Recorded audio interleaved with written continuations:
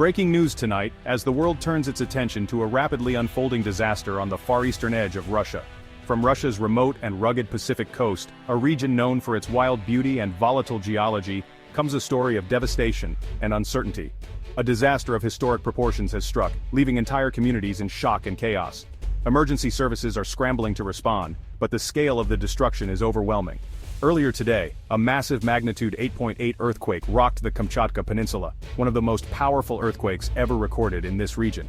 The ground shook violently for nearly a minute, toppling buildings, rupturing roads, and sending shockwaves across the vast expanse of eastern Russia. The quake's epicenter was just offshore in a notorious seismic hotspot. Tremors were felt for hundreds of miles, from remote fishing villages to larger cities, causing widespread panic and confusion. Residents rushed into the streets, desperate to escape collapsing structures as aftershocks continued to rattle the region.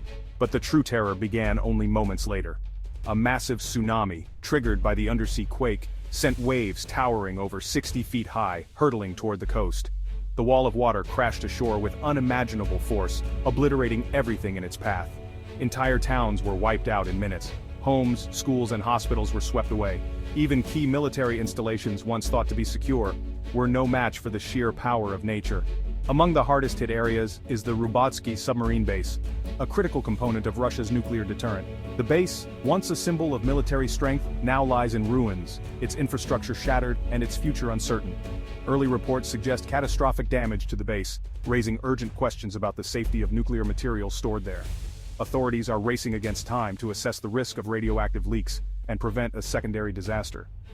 Environmental experts warn that any breach could have dire consequences for the region and beyond. The world is watching with bated breath as anxious citizens and global leaders alike seek answers.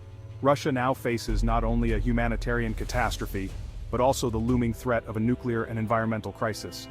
What happens next could have far-reaching global consequences, as the international community prepares to respond to a disaster that may reshape the future of the Pacific Rim and beyond. The disaster began at 7:42 a.m. local time, as the first rays of sunlight crept over the Kamchatka Peninsula. Most residents were just starting their day, unaware that their lives were about to change forever. The city was quiet, the streets nearly empty, and the only sounds were those of a typical morning, until the earth itself began to tremble. At that very moment, thousands of miles away, the U.S. Geological Survey's seismic monitors detected a massive disturbance. Scientists at the headquarters watched in disbelief as the instruments registered a colossal quake, one of the most powerful ever recorded in the region. Alarms blared, and experts scrambled to analyze the incoming data, realizing the magnitude of what was unfolding.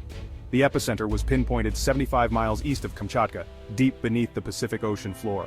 Animated seismic waves rippled outward, signaling the start of a chain reaction that would soon impact nations across the Pacific Rim. The location, so close to populated areas and critical infrastructure, made the situation even more dire. The shaking began suddenly and grew in intensity, lasting nearly 3 minutes, an eternity in seismic terms. Windows shattered, furniture toppled, and terrified residents scrambled for safety as the ground heaved beneath them. For those caught inside, every second felt endless, the roar of the earth drowning out all other sounds. In Petropavlovsk-Kamchatsky, the devastation was immediate. Buildings crumbled into piles of rubble, streets split open, and power grids failed, plunging entire neighborhoods into darkness.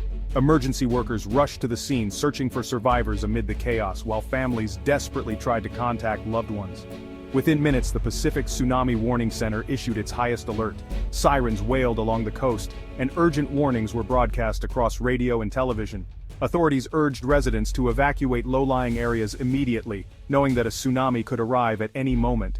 The first tsunami wave struck the Russian coast in under 20 minutes, annihilating everything in their path. Entire neighborhoods were swept away, vehicles tossed like toys, and the landscape transformed into a churning sea of debris. Survivors described the sound as a deafening roar, followed by a wall of water that erased everything in its way. As the tsunami raced across the Pacific, Japan's Hokkaido and Hawaii braced for impact. Emergency crews mobilized, residents evacuated, and coastal towns prepared for the worst. Waves caused flooding and damage across the Pacific, with news of the disaster spreading rapidly around the globe. The world watched in horror as images of destruction appeared on screens everywhere. The port city of Vilyuchinsk, home to the strategic Rubatsky base, was reportedly submerged. Satellite images showed entire districts underwater, with naval facilities abandoned and ships tossed onto land. The city, once bustling with activity, was now eerily silent beneath the floodwaters. Communications and power lines were severed, isolating the region from the outside world. With no electricity or phone service, survivors relied on flashlights and radios, waiting for news and rescue. The sense of isolation grew as hours passed, and the true scale of the disaster became apparent. The Russian government's initial response was silence. Official statements were delayed, and the public was left in the dark, fueling anxiety and speculation. As the hours ticked by, the lack of information only deepened the sense of crisis. But seismic data and satellite images confirmed the scale of the catastrophe. Scientists around the world analyzed the unfolding disaster, sharing information and coordinating relief efforts. The images revealed a region transformed, cities flooded, infrastructure destroyed, and entire communities displaced. The nuclear submarine base, a critical military installation, now lay at the heart of the disaster zone. Flooded docks, damaged submarines, and abandoned vehicles painted a grim picture of the impact on Russia's strategic assets. The fate of the base and its personnel remained uncertain. The world waits for any sign of what's happened inside. Journalists and families gather outside restricted areas, desperate for updates. As the hours pass, the sense of urgency grows, and the eyes of the world remain fixed on Kamchatka, hoping for answers amid the devastation. International concern centers on the Rubatsky Naval Base, the crown jewel of Russia's Pacific Fleet. Home to nuclear-powered submarines, including Borai-class ballistic missile subs, it's a linchpin of Russia's nuclear deterrence. The base's fjord location, once a strategic advantage, became a deadly trap as the tsunami funneled waves directly into submarine pens. Early reports suggest catastrophic flooding, with submarines and infrastructure battered by the surge. The main fear compromised nuclear reactors or warheads. Was any submarine in port? Were reactors safely shut down? A breach could mean radioactive contamination of the Pacific. The world anxiously awaits confirmation from a now silent base. Amid nuclear fears, the human tragedy is staggering. The scale of suffering is almost impossible to comprehend, as entire communities are thrown into chaos in a matter of moments. The fear and uncertainty are etched on every face, from children clinging to their parents to elders staring in disbelief at the devastation around them. In the aftermath, the silence is broken only by cries for help and the distant wail of sirens. Cell phone and security footage capture the raw terror as it unfolds. A hospital's operating room shakes violently, doctors and nurses desperately trying to protect their patients as ceiling tiles crash down. In another clip, a tsunami engulfs a coastal town in seconds, sweeping away cars, homes, and lives. These moments, caught in real time, reveal the sheer unpredictability and power of nature's fury. Survivors' stories are harrowing. A fisherman at sea watched helplessly as his village vanished beneath the wave, the coastline he'd known his whole life erased in an instant.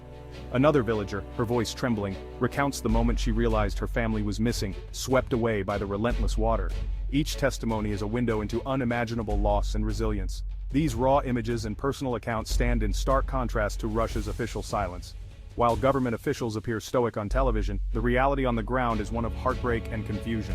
News headlines report little, leaving citizens to rely on word of mouth and social media for updates. Each survivor's account is a testament to the disaster's scale. Their voices, often choked with emotion, speak of lost loved ones, destroyed homes, and the struggle to find hope amid the ruins. These stories are not just statistics, they are the lived experiences of people whose lives have been forever changed. Families, doctors, and soldiers are now cut off, desperate for aid. Emergency shelters are overcrowded, with families huddled together for warmth and comfort. Medical teams work tirelessly with dwindling supplies, treating injuries and illnesses in makeshift conditions. Soldiers distribute what little aid they have, but it's never enough. The region's infrastructure is destroyed, roads and bridges have collapsed, making it nearly impossible for help to arrive. Medical care and shelter are scarce, forcing many to sleep outdoors or in temporary tents. The search for food, water, and safety becomes a daily struggle for survival. The humanitarian crisis deepens as the world struggles to get accurate information. Aid convoys are blocked by impassable roads, and journalists risk their lives to report from the chaotic scene. Families wait anxiously for news, hoping for a sign that help is on the way.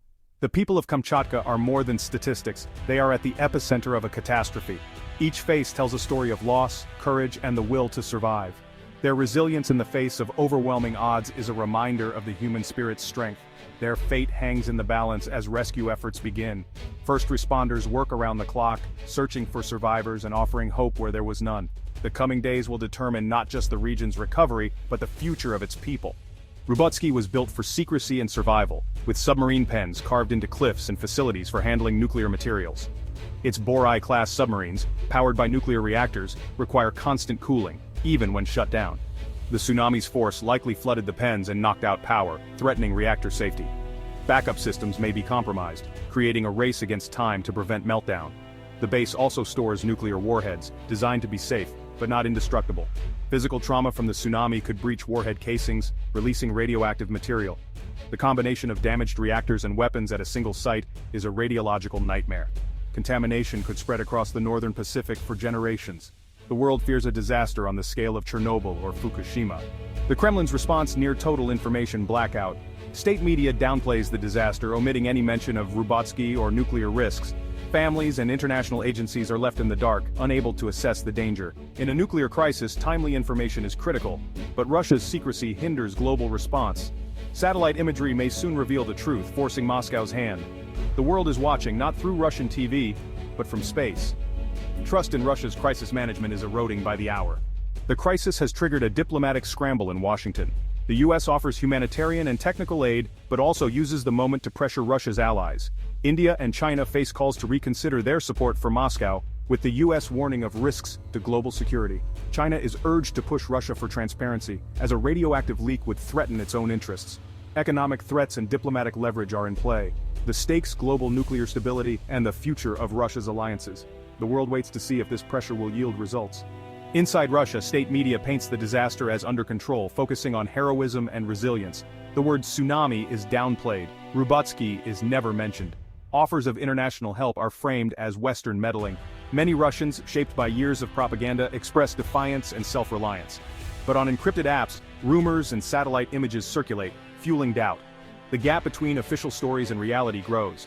The Kremlin's credibility is on the line, as public unease simmers beneath the surface. The truth is leaking out, one message at a time. Days later, the world faces a crisis with no easy answers. Kamchatka's humanitarian disaster is immense, but the nuclear threat overshadows all. The fate of reactors and warheads at Rubatsky remains unknown. A radioactive leak could poison the Pacific, threatening food supplies and ecosystems worldwide. The incident exposes the vulnerability of nuclear arsenals to natural disasters. Satellite images and international pressure may soon force Russia's hand. Will Moscow accept help or double down on secrecy?